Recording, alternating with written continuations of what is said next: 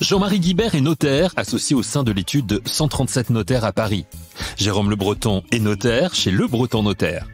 Ensemble, ils viennent de créer une démarche très innovante dans leur profession. Les grands entretiens, un podcast Imo Week. C'est pour cette raison que Pascal Bonnefille, directeur de la publication Imo Week, a souhaité les inviter dans ce rendez-vous hebdomadaire. Il a tout d'abord voulu savoir pourquoi ces deux professionnels ont voulu s'unir pour travailler ensemble, rejoints d'ailleurs depuis par d'autres notaires. Réponse tout d'abord de Jérôme Le Breton. À l'origine, c'est venu d'une rencontre. C'est mon associé, Catherine Trégeot, qui est la fondatrice de cette entreprise Le Breton maintenant, qui s'appelle Le Breton Notaire. Nous avons rencontré nos amis de 137, qui étaient à l'époque 4 associés. Et nous avons ensemble décidé de bâtir un groupe à multiples facettes et plusieurs directions. Et on peut dire qu'aujourd'hui, ce groupe qui maintenant que Jean-Marie a rejoint il y a environ 1 an, offre effectivement ces solutions de manière assez large. Et c'est un inventaire que l'on se plaît à faire 4 ou 5 ans après ce lancement. À l'époque, je crois que nous étions 40 ou à peu près 45 professionnels. Entre les deux structures. Exactement. Et aujourd'hui, je crois que le groupe, Jean-Marie. Alors aujourd'hui, le groupe se compose d'environ 137 collaborateurs. Ah oui, donc on est presque dans la perfection. Alors, effectivement, non, en fait, on approche les 130 collaborateurs. On espère arriver à 237 pour pouvoir changer de nom et redonner une autre dynamique. Très bien. Alors, comment ça fonctionne quand même? Parce que déjà, il faut peut-être dire qu'il y a 15 associés, une trentaine de notaires. Et donc, l'ensemble constitue une force de l'ordre de 100, 120, 130 collaborateurs aujourd'hui. Qu'est-ce que ça apporte à vos clients qui nous écoutent en ce moment? C'est-à-dire que pourquoi et surtout, qu'est-ce que ça apporte à vos clients, cette alliance? Déjà, il y a une clarification qui s'impose, c'est qu'on a des registres d'action un petit peu différents, très complémentaires à nos yeux, notamment en ce moment. Ma pratique est spécialement orientée vers l'activité de l'investissement dans le tertiaire, immobilier, je m'entends. Là où Jean-Marie offre une palette peut-être plus large, mais qui est spécialement dirigée vers les professionnels du résidentiel. Alors, effectivement, plus spécifiquement sur 137 notaires, en fait, on couvre un petit peu tous les spectres du droit, et grâce à ce groupement, on va aller vers des particularités, des spécificités, des technicités que peut-être dans des études ou plus généralistes ou plus spécialisées sur certains secteurs, on va trouver une spécialité et pas les autres. Or, l'avantage de notre groupement, c'est d'arriver à couvrir toute cette palette. Et donc de proposer aux professionnels de l'immobilier, de l'aménagement, etc., une réponse unique, c'est ça? Enfin, en tout... Oui, on cherche à leur proposer une réponse unique, ou tout au moins de chercher dans une structure qui est celle dans laquelle nous exerçons tous, et dans nos structures, d'arriver à trouver toutes les réponses à leurs questions, à leurs orientations. Ça peut être aussi le droit de la famille, puisqu'il ne faut pas négliger cet aspect essentiel du droit. Bien sûr. Et qui intéresse aussi les professionnels de l'immobilier. Tout à fait, des entrepreneurs. Dans le domaine du tertiaire, où Jérôme et Catherine excellent, et dans le domaine de l'aménagement et du résidentiel, de l'investissement aussi, où là, chez 137 notaires, nous avons vraiment un panel élargi et de clients et de dossiers. Cette vision du notariat par Jérôme Le Breton et Jean-Marie Guibert et désormais le groupe de professionnels qui les accompagne, cette vision semble nouvelle. Elle ajoute le conseil à leur profession en plus du notariat dans le sens classique du terme. C'est cet aspect conseil que Pascal Bonnefille a voulu développer avec nos deux invités. Jean-Marie Guibert, lui, répond le premier. Oui, il y a les deux aspects, parce que d'abord, il faut bien voir que notre groupe est une rencontre d'êtres humains, des hommes et des femmes, du notariat ayant la même envie de traiter d'un notariat vivant, moderne, actif, impliqué. Et c'est cette rencontre qui a fait que le groupement est effectivement impliqué dans l'ensemble des domaines du droit. Et nous sommes là en amont, en aval. Nous intervenons pour aider les professionnels à monter des opérations à réfléchir sur celle-ci. Et très souvent, moi j'appelle Jérôme ou Catherine et Jérôme m'appellent, pour ne citer que, mais on a aussi André Hébert, et on s'appelle pour réfléchir à la façon de construire un dossier, mais dès l'amont. Et de plus en plus de clients ont cette démarche de nous contacter avant même d'initier le dossier pour recevoir nos conseils et notre accompagnement. Est-ce que c'est vrai aussi dans le monde du tertiaire, ça, Jérôme Le Breton ? Totalement. En matière tertiaire, il y a tout autant de parasites, de sujets à aborder en amont, très très tôt, et tâcher de les traiter. C'est ce qui permet l'aboutissement. Et notre objectif est complètement tourné vers le deal.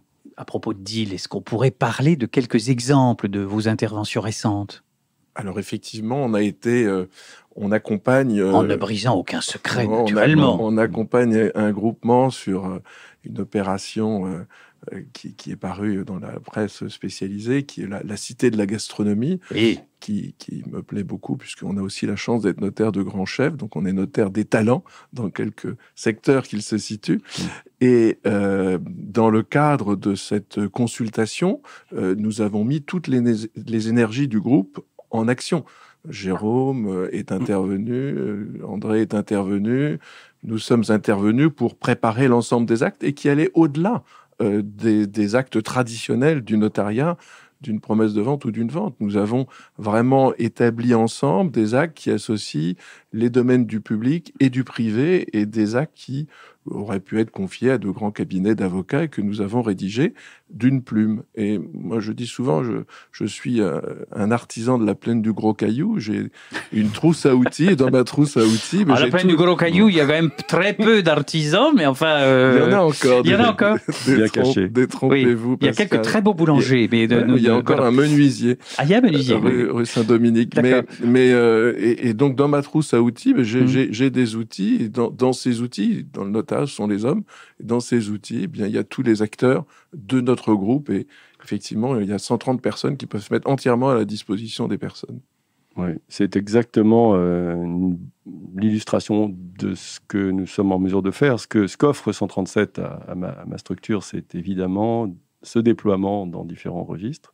Savoir qu'on intervient aussi pour un certain nombre de familles. On fait un peu office de family office, comme on dit. Et c'est souvent des familles avec des sujets qui dépassent la frontière et qui impliquent des besoins autres que ceux que nous pouvons maîtriser. Donc on va élargir. Et c'est important d'avoir l'assistance à disposition.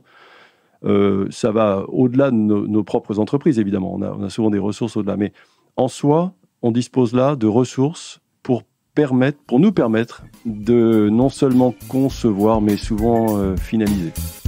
Nos deux notaires du jour côtoyons de par leur spécialité de nombreux professionnels de l'immobilier. Pascal Bonnefille a voulu connaître leur avis sur le marché de l'immobilier en ce début d'année 2023. Jérôme Le Breton s'exprime le premier sur le sujet.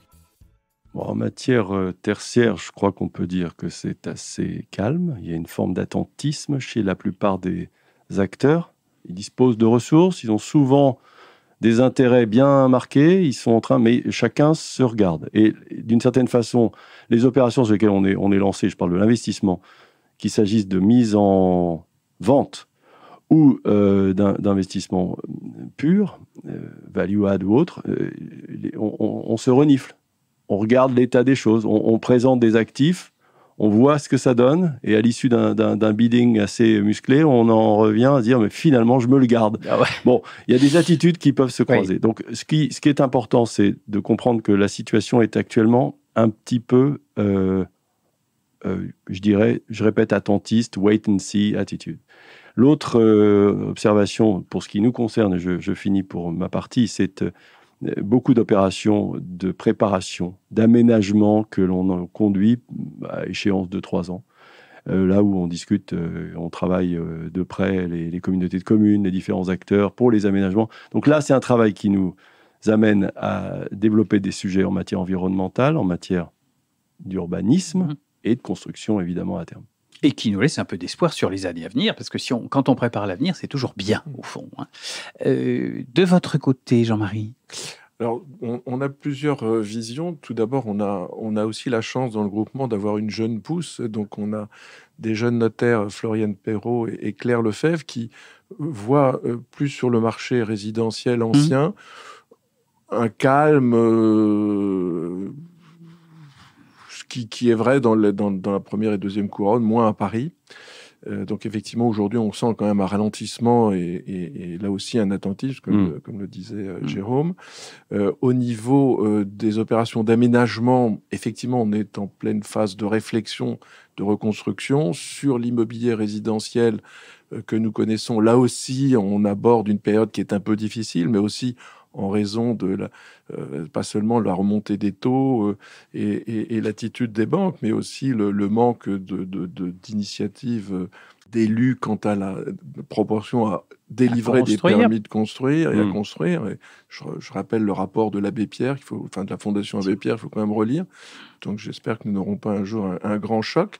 Mais ce qu'on conçoit, surtout, c'est une totale refonte de la promotion immobilière. Je pense que le métier va être totalement différent et on est vraiment dans les premiers balbutiements d'une refonte totale. On est en train d'essayer de reconstruire une ville harmonieuse, de reconstruire la ville sur la ville. J'ai eu moi-même l'occasion de participer à différentes opérations où public-privé s'entendent pour reconstruire et redynamiser des quartiers ou des centres. On est sur une hybridation de la ville avec des usages différents aussi pour limiter le transport. On n'est pas seulement sur notre cœur de métier, on est sur l'ensemble des modes de vie qui sont à réorganiser. Et là-dessus aussi, avec l'impact, bien entendu, des performances énergétiques qui sont importants, et aussi ces nouvelles façons de déconstruire les immeubles, de les réaménager, de les retransformer, de les faire évoluer. Et là, on est vraiment, je crois, sur une période absolument passionnante, qui peut être inquiétante, mais qui ne doit pas l'être, parce qu'on est sur un nouveau départ. Et moi, je suis d'un naturel très optimiste. On est vraiment sur un nouveau départ, d'une nouvelle façon d'exercer nos métiers au sein de nouveaux métiers de la promotion immobilière et à l'accompagnement aussi de toutes les personnes, des particuliers, il ne faut pas les oublier. Et c'est sur cette note optimiste que se termine cet entretien. Merci à Jérôme Le Breton et à Jean-Marie Guibert, notaires tous les deux.